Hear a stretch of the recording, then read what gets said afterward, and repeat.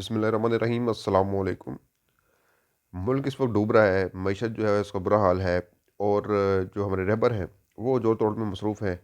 वो पंजाब असम्बली बचाने के चक्करों में कि किसी तरीके से पंजाब असम्बली बच जाए, जबकि इमरान खान का मौक़िफ़ ये है कि अगर असम्बलियाँ तहलील नहीं होंगी तो फिर जो मईशत है वो मज़ीद डूबेगी, क्योंकि जो मैंडेट जिस तरह का इस पीडीएम हुकूमत को मिला है वो मिला जुला सा है। और वो कुछ भी कर नहीं पा रहे। इसहाक डार की जो सारी जुगाड़ हैं वो नाकाम हो रही हैं, बुरी तरीके से एक्सपोज हो रही हैं। और इमरान खान चाह रहे हैं कि किसी तरीके से इलेक्शन हो जाए और जो नई हुकूमत आए वो फिर सारे मामलात को देख के संभाले मईशत को अच्छे तरीके से, वरना ये मुल्क जो है वो डूब रहा है। ज़ाहिर सी बात है, अनसर्टेनिटी है। और जो आईएमएफ है, जो दीगर ममालिक हैं, वो आपको पैसे देते हुए ये सोच रहे हैं कि भाई आप ये तो पहले डिसाइड कर लें कि आपने कल होना है कि नहीं होना। तो पहले आप ये मामला तय कर लें। अगर जब पॉलिटिकल स्टेबिलिटी जब हो जाएगी तो उसके बाद जो है वो बहुत सी मुश्किल वैसे ही हल हो जाएंगी। लेकिन ये जो हुकूमत है वो किसी सूरत भी इन मुश्किलात को कम करना नहीं चाहती, बल्कि अपनी मुश्किलात को कम करने के चक्करों में इक़्तिदार से चिमटी हुई है।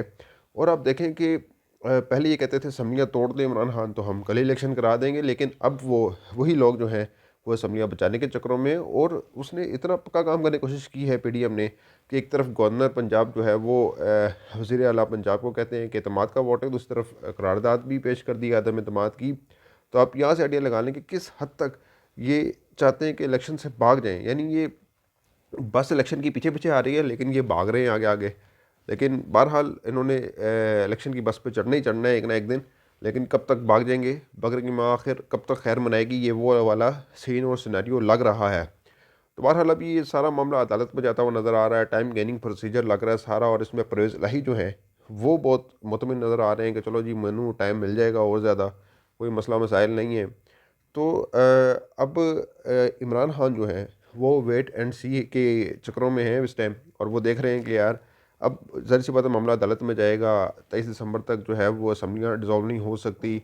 और कल का कहा जा रहा है कि कल जो है वो अदम एतमाद के ऊपर जो है उसकी मूव के ऊपर अमल जो है प्रोसीजर जो है वो शुरू होगा। और विद इन 7 डेज़ के अंदर ये सारा मामला निपटा दिया जाएगा। लेकिन जो गवर्नर के बारे में कहा जा रहा है जी कि उन्होंने जो रूल लगाने की कोशिश की, वो रूल कह रहा हूँ जो उन्होंने वोट लेने की बात की कि परवेज़ इलाही साहब जो है वोट लें, वो जो है गैर आइनी है, गैर कानूनी है। जो 1996 में जो मंजूर वटो थे उनका भी यही सीन था कि वो अक्सरियत में कम थे, और जब उनके खिलाफ अदम एतमाद की तहरीक आई तो वो कामयाब हो गई। लेकिन अदालत में जब ये मामला गया तो कहा गया कि जी उनको टाइम नहीं दिया गया, जो गवर्नर ने जो उनको वोट देने के लिए कहा है। तो ये सारा मामला था। लेकिन फिर अदालत ने उनको रिस्टोर कर दिया, बहाल कर दिया। कम से कम 10 दिन का टाइम फ्रेम होना चाहिए कि वज़ीर आला पंजाब अपने बंदे पूरे कर सके। ये एक दिन के अंदर कह रहे थे कि जी आप करें जी, आप अपने बंदे पूरे करके दिखाएं। तो ये किस्म का प्रेशर टैक्टिक्स था बेसिकली। और अब जो है वो गवर्नर पंजाब ठंडे हुए में है। वो तो कह रहे थे जी पंजाब हाउस सील कर देंगे, वज़ीर आला हाउस सील कर देंगे। कंटेनर भी आ रहे थे, राना सनाउल्लाह एक तरफ से प्रेशर डाल रहे थे, दूसरी तरफ से गवर्नर पंजाब भी डाल रहे थे, लेकिन हुआ कुछ नहीं। और अभी भी कुछ नहीं होना। सिर्फ एक टाइम गेनिंग प्रोसीजर है जो पुलिस को मिल गया है। और लेकिन मज़े की आपको मैं बात बताऊं कि यहाँ पे इतनी ज़्यादा इक़्तिदार की हवस है कि पूछिए मत। अब एक तरफ मुल्क डूब रहा है, लेकिन यहाँ पर अभी ये सोच रहे हैं कि जी अगला चेयरमैन पीसीबी कौन होगा। टाइमिंग भी देखें ना। पहले भी मैंने आपको व्लॉग में कहा था कि नजम सेठी आ रहे हैं, आ रहे हैं, आ रहे हैं, और वो आ गए। अब वो किसी भी वक्त तमीज़ राजा को अहदे से फ़ारिग किया जा सकता है, और नजम सेठी को चेयरमैन पीसीबी बना दिया जाएगा, और उनको उनकी वफ़ाओं का जो सिला है वो दे दिया जाएगा, वो मिल जाएगा इनको। और अब आप देखें कि नजम सेठी वो आदमी हैं जो किस तरह से गवर्नमेंट की फेवर करते हैं, गवर्नमेंट के हक़ में जो है वो कसीदे पढ़ते हैं। और ये वही इंसान हैं जिन्होंने कहा था कि मुझे 90s की दहाई में मियाँ साहब ने पुलिस के हाथों बहुत मरवाया था, मार पड़वाई थी, और मुझे मन हार्ट अटैक आया था जिसके बाद मेरी जान खलासी हुई थी, वरना मेरे लिए बड़ा मुश्किल हो जाना था। यानी फोर्सेस के हाथों, सिक्योरिटी फोर्सेस के हाथों इनको कुट पड़वाई गई वाया मियाँ नवाज शरीफ। लेकिन इसके बावजूद जो है वो अब किस तरह से उनके कसीदे पढ़ रहे हैं, और अब उनको उनका इनाम मिल रहा है। और पहले भी ये चेयरमैन पीसीबी रह चुके हैं, हालांकि इनका क्रिकेट से कोई दूर दूर तक ताल्लुक़ नहीं है। इकॉनमी पर कहते हैं इनको अबूर हासिल है, तो अगर इकॉनमी पर अबूर हासिल है तो ये इनको लगा दें मियाँ साहब को, इकॉनमी का बंदा को मशीर वज़ीर लगा दे सागदार का। लेकिन ये जो अच्छा केयर टेकर सीएम भी बने थे ये, वो तो खैर उसमें इमरान खान की भी जो है वो कंसिड्रेशन शामिल थी। लेकिन बहरहाल आप देख लें कि जो नजम सेठी हैं वो अब चेयरमैन पीसीबी का अहदा संभालेंगे। और अब मज़े की बात एक और बताऊं आपको कि सकलैन मुश्ताक रो रहे हैं जी कि मैं वो दीवार के साथ लग के रहूँ।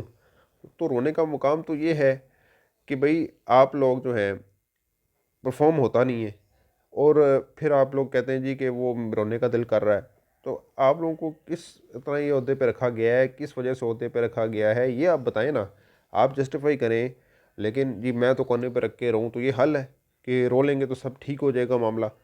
खैर अब रोने के लिए तो आपको मज़ीद वो मुश्किलें आ रही हैं। आपके चेयरमैन रमीज़ राजा भी फारग हो रहे हैं, नजम सेठी आ रहे हैं, उन्होंने आइन जो पीसीबी का जो आइन है वो बहाल कर दिया है अभी। तो अभी देखें क्या होता है शहबाज शरीफ ने। लेकिन बात यह है कि ये जोड़ तोड़ लगा हुआ है, नवाजने का सिलसिला जारी है। फाकी कबीना ऑलरेडी 72-78 अरकान पर मुश्तमिल हैं और यहाँ पर जहर खाने को आपके पास पैसे नहीं हैं।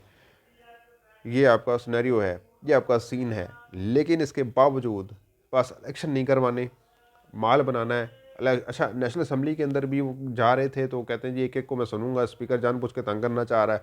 तो कहते हैं हम सुप्रीम कोर्ट में चले जाएंगे। तो अल्टीमेटली सुप्रीम कोर्ट फिर कहेगी जी आप पार्लियामेंट में जाके अपने मसाइल को हल करें। तो अब देखें ना कि किस हद तक ये इलेक्शन से भाग रहे हैं, राय फरार अपना रहे हैं। ये अगर कहते हैं कि जी हम तो पंजाब असम्बली में इलेक्शन करने के लिए तैयार हैं तो फिर करवा देना। अब अगर इतने पॉपुलर हैं तो करवा दें इलेक्शन, लेकिन आप पॉपुलर नहीं हैं। और बस आप लोग झूठ का सहारा लेते हैं और अपने इक़्तिदार को तूल देने के लिए अब आप ये भी सोच रहे हैं कि हम कोई अमेंडमेंट कर दें और अगले साल तक का टर्नओवर ले लें। तो ये तो नहीं हो सकता। ये तो पूरा गैर है नहीं, जानबूझ के बहरान पैदा करने की जिम्मेदारी आप ले रहे हैं। और फिर आप मलबा सारे इमरान खान पे फेंकेंगे, वो इंतशारी है तो वो फसादी है, तो ये है वो है फ़लाँ है टिंगा है। लेकिन कौन फसादी है ये सबको पता है, ये आप फसादी हैं।